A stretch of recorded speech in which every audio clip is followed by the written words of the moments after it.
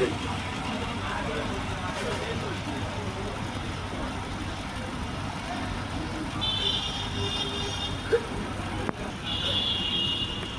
Viewers, আপনারা দেখতে পাচ্ছেন কক্সবাজারের রাতের ভিউ।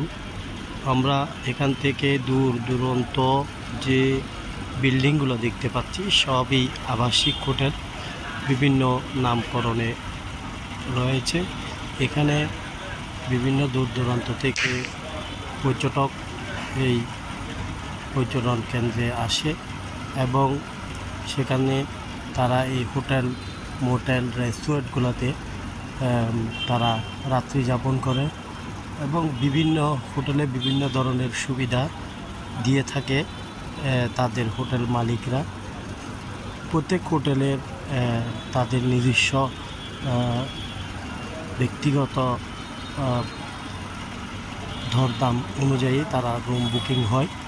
আপনারা ইতিমধ্যে প্রিয় দর্শক, আপনারা আসলে দেখতে পাচ্ছেন আমি কক্সবাজার থেকে।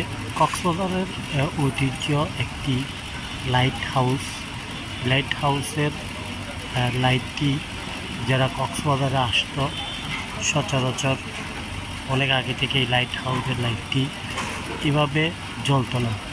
এই লাইট হাউসের লাইটটি জ্বলতো চতুর্দিকে ঘুরে এবং ঘুরে।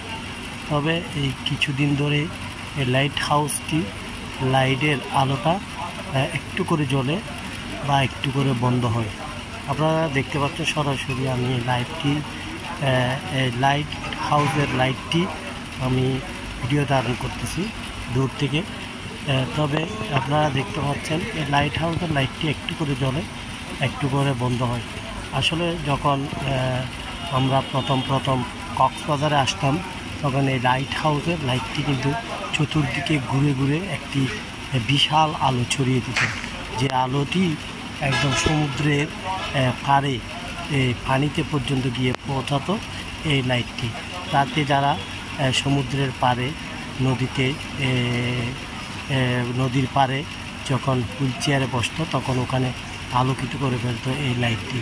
আসলে এই লাইটের যে একটি বৈশিষ্ট্য, লাইটের আলো থেকে কেউ রাত্রে যাতে এই লাইটের আলো থেকে বাঁচতে না পারায় এই ধরনের একটা এটার ভূমিকা ছিল।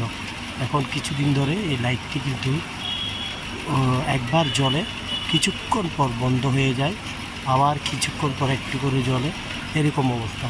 তো প্রশাসনের আসলে এটি দৃষ্টি কামনা করা দরকার, এটা নিয়ে চিন্তা করা দরকার। যেহেতু এটা পর্যটন নগরী কক্সবাজার, এখানে একটি লাইটার হাউস আছে যেখান থেকে লাইট রাত্রের বেলায় এবং সকাল পর্যন্ত এই লাইটটি ঘূর্ণয়মান থাকে।